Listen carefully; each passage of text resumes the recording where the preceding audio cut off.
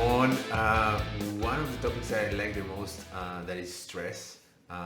We have, you can see Bowie, sorry, there's Bowie. So that's our special guest today.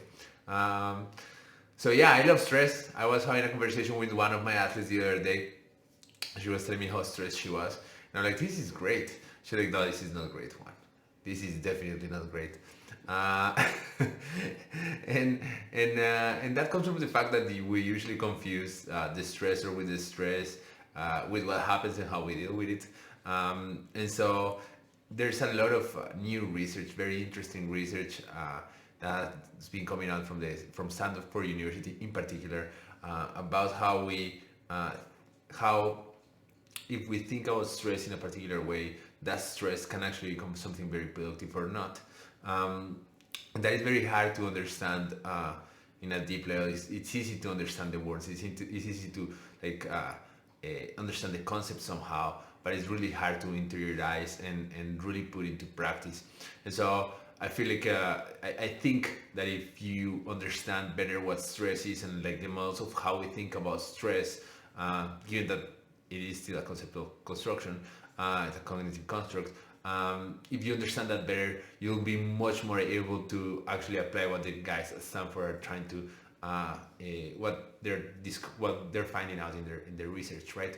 And so the idea today, what I want to do is give you a very simplistic view of the model that we have, the most common model that we have on stress, and give you a couple of examples, especially from the training world, into how to apply this knowledge into your real life for something useful. So let's go ahead and start. I'm gonna bring my fancy slides, not so fancy. So yeah, this is the name of this thing today. So what we want to do is learn how to use stress to your advantage, right? And so really, so that I went too far. So that my athlete doesn't think I'm crazy. So this is for you, Katie.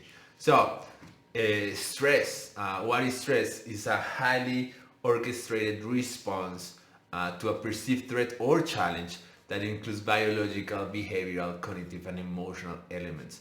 So we usually get too hung up on the part of threat and not challenge, and but the most important thing here is that it's a response that includes all these elements: biological, behavioral, cognitive, and emotional, right? And so stress is really their response. And so one of the things that it's important to realize is that stressors are not stress themselves, right? And so having to do something, having a deadline for Friday is not stress, and it doesn't have to be stressful, or it can be. That depends on the response that you're having. And many times the other thing that we have to realize is that those responses are kind of automatic or not, and that is another discussion that is important. But however, this response, this highly orchestrated response, is important to realize that that's stress, and that comes with some physiological markers like increased heart rate, right? Our body will send blood towards the places that it thinks it needs, right? And so these physiological responses are important because they get you out of your normal state, right? And so that is the first thing. Stress is a response, and it's a very highly orchestrated response. Good. Let's talk a little bit more about the model here. So, stressor is the event that we perceive as a threat or a challenge. And one of the cool things about humans, or maybe not so cool, depends on how you look at it. But one of the characteristics of humans is that we can have stressors that are completely imaginary. So if you stress yourself out constantly about future things that might or not might happen, that's an imagined stressor, right? Like, and so people that has a lot of anxiety because they're not gonna be able to do this or that, that's an imaginary stressor. That's not a real threat, right? We're just thinking about the consequence of something that might or not might happen. Or stressor can be very real. Like exercise, for example, or like uh, a massage is also a stressor, right? Like it's stressing my muscles and that creates a particular response. So they don't have to be negative in nature, right? That's a value that we give, but they don't have to be negative in nature. Good. And stress, we can categorize it in two ways: acute or chronic. And you can think about acute stress again as a response, as for example being in the zone, right? Like, and we know we have a the guys at the University of Chicago actually have done a very good job at describing this zone and what does that mean, and all the physiological aspects of like what being in the zone mean. That means that it's not just an ESPN term for sports commentators, it's an actual thing. And so when you, for example, are challenged by a stressor and get very focused and perform your best, that is an acute stress response.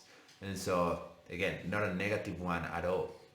But stress can also be chronic, right? And so when the accumulation of acute stress gets too much and creates maladaptive physiological responses, then we have chronic stress. And so that's what mostly people think about stress nowadays, right? Like that is mostly what happens. We believe we have in our heads, we have identified there's a little bit of a match, like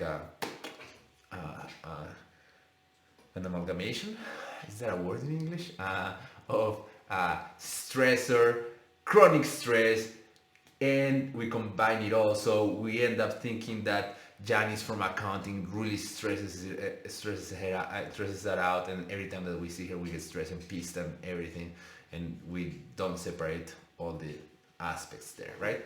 And so okay, so that gives you a little bit of an idea of a basic model.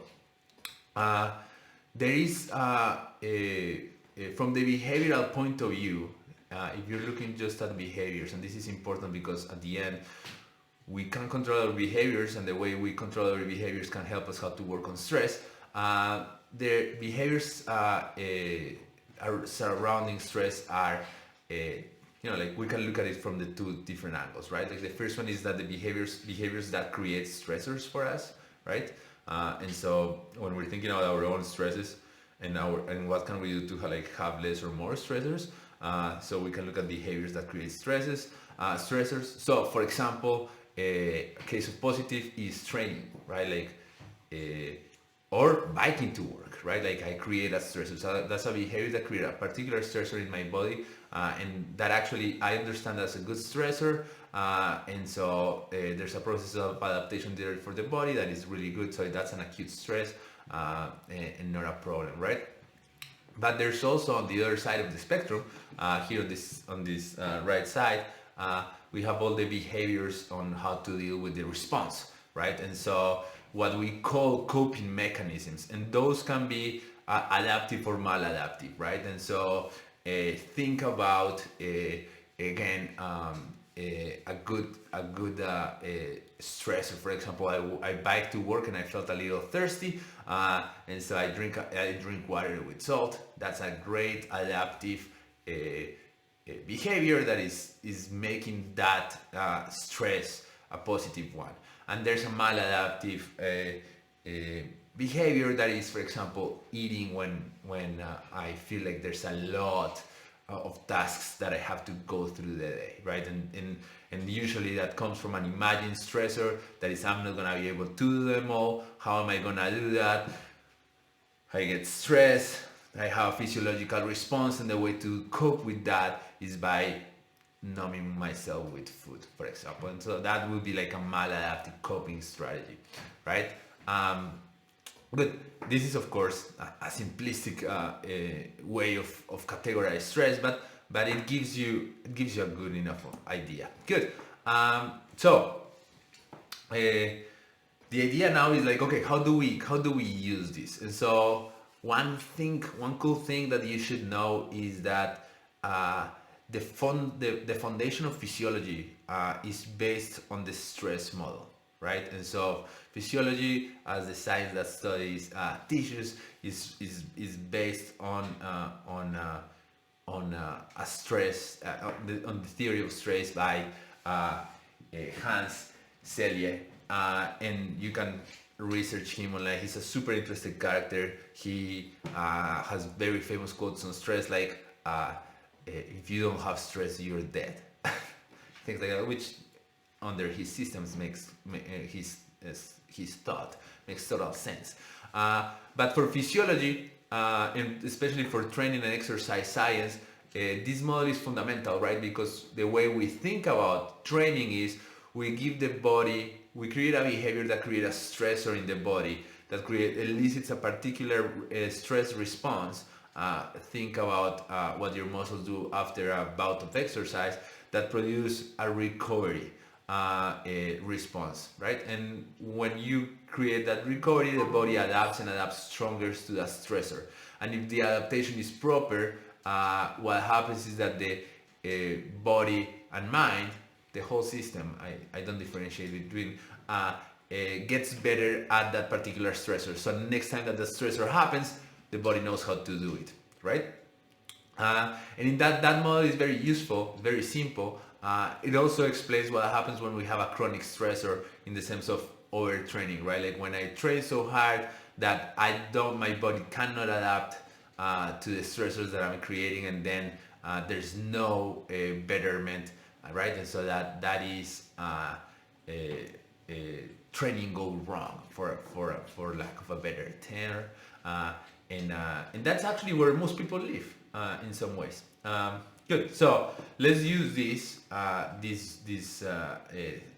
information that we have, and let me give you two examples on how to use all this information to your advantage, and is to come back to the first idea that I gave in this video, that is like how we think about stress makes that stress more useful or less useful, right? And so more productive or less productive. And so let's think about that. So let's think about an instance. The first thing that I want to do is think about an instance of a stress event or stress model that went right. And so for me, the easiest way to think about it is again with training. And so when training goes right, imagine a very successful training session. In a very successful training session, you have a particular workout. That particular workout has an intention and a purpose behind it, right? And so you know what you want to get out of there. You know the adaptation that you want to elicit. You have enough information about that adaptation, and you go with that very important foundation then, and give your athlete or yourself, if you're your own athlete, that particular workout. And if you did everything right, like you will also have a recovery strategy that matches the stressor that I'm thinking, right? And so what you're going to do is you have your workout. You know you wanted to elicit a particular body response, and so you're gonna do a set of behaviors there that are gonna help the stress response from your body to create a positive adaptation. So I'm thinking very simple things. I had a very intense aerobic workout in which my heart was working super hard today, and so tonight I'm gonna go early to bed. I'm gonna relax a little, make sure that the heart rate goes down so that the heart is actually working slower. I'm gonna do maybe a meditation practice, something of the sort. I am gonna make sure that I'm tracking my heart rate so that I know what's going on. And tomorrow when I woke up, I'm gonna check and see how my heart is, to see if like I can do something else, or I have to take one more day off, or whatever that is, so that adaptation cycle happens very nicely. And and after that, with that adaptive strategy, I will add to that recovery strategy, I will add some reflection time, right? Reflection into seeing if the purpose and the intention of my stressor match with my recovery, it took me to where I wanted to be, right? And the combination of that is going to be a good solid adaptation strategy, and it's gonna mean that over time, if I continue doing this kind of stressors to my body, I'm gonna actually improve and my body's gonna adapt, right? And so that is training gone right, and that is a good example of how I can do, I can understand that I can deal with stress in a very positive way. There's an underlying assumption there that is that you and your athlete understand this as a good stressor from the beginning. There is no doubt that you're approaching this as a like this is not gonna be good for me, right? And so that's a big assumption. Sometimes you have athletes that like actually like, well, here I'm here for the fun. This might not be very good for me, and so it turns out it is not. But in this scenario, we're assuming that the athlete really thinks it's gonna be good for them, and that's part of the intentional purpose. My cat. What's up, Steve? You wanna be in the video too? Bowie was here. Let me bring Steve. Hi, here's Steve. There you go. Hi, Steve. Okay, he wants to go out. He's gonna go out. There you go. I feel like this is fun. A little interlude there.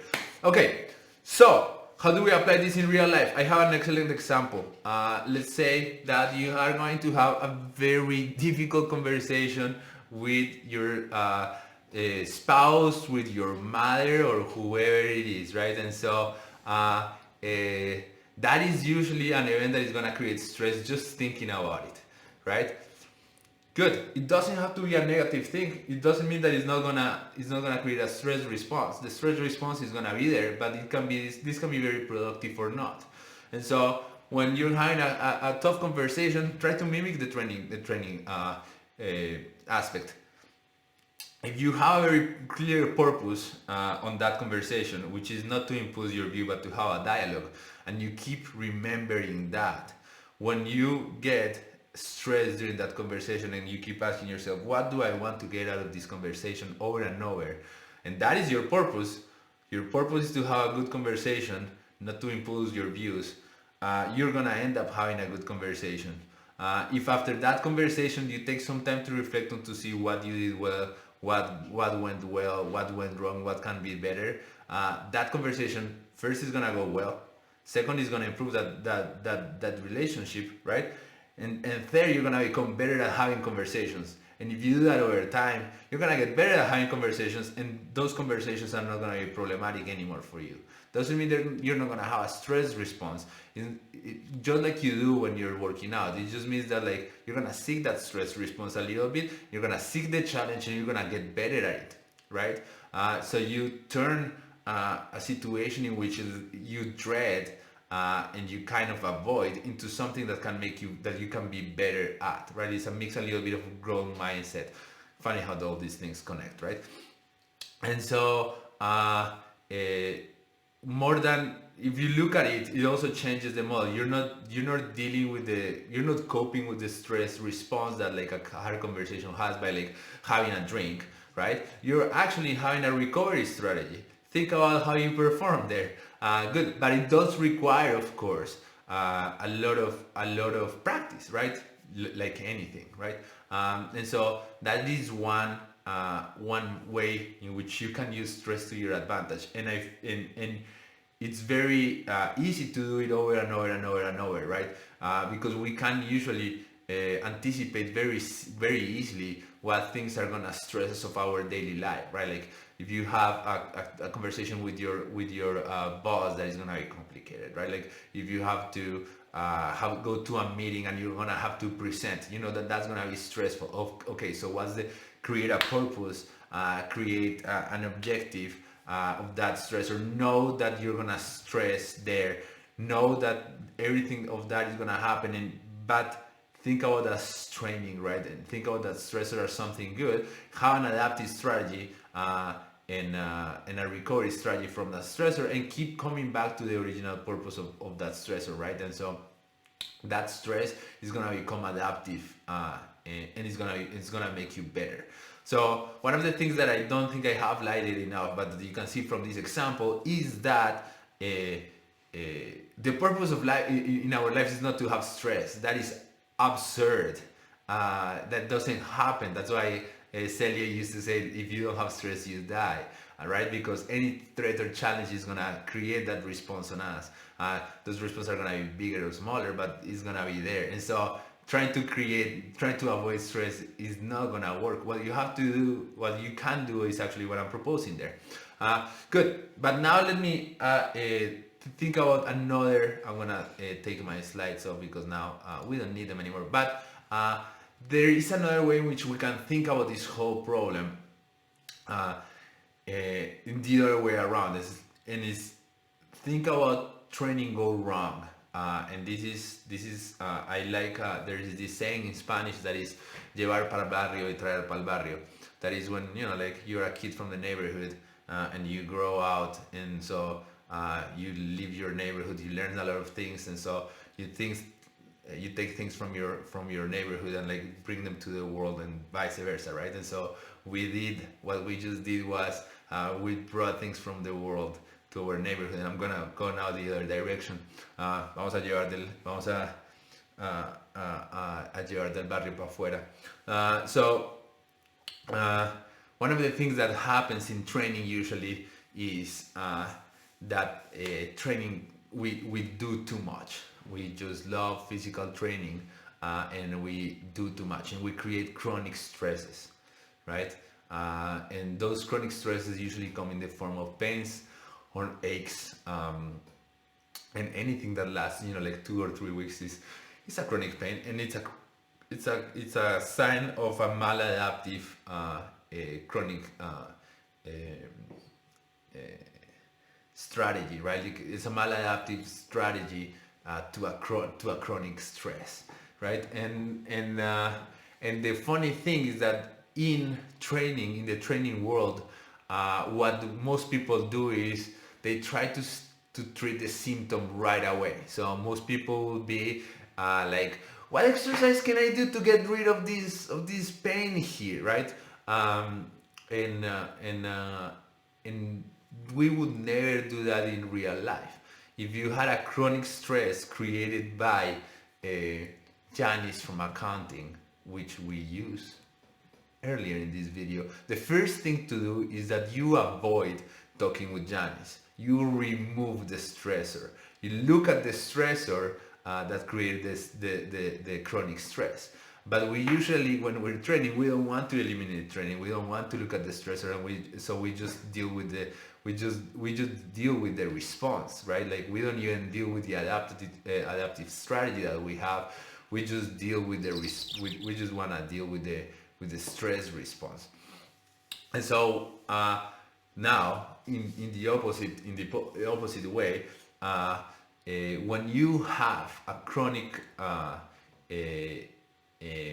stress, we do have to check and see both the stressor and the adaptive strategy, right? And so those are the things that we have really to go and see. And the easier solution there is to really remove the stressor, but most of the time that cannot happen in real life, right? And so in the case of training, you cannot take training away, but you can see, and this is what any physiotherapist will do, any serious physiotherapist will do. For example, when you have pain, is like, look at the quality of your movement. That is your first thing. The first thing should not be like to stretch things out. It should be at the quality of your movement. Yeah, Marta, they're all making an appearance today.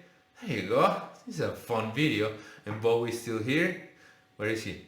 There. Oh man, I'm so twisted. There you are. There's Bowie. Florence is on there somewhere. We have them all. Anyhow, so summary there.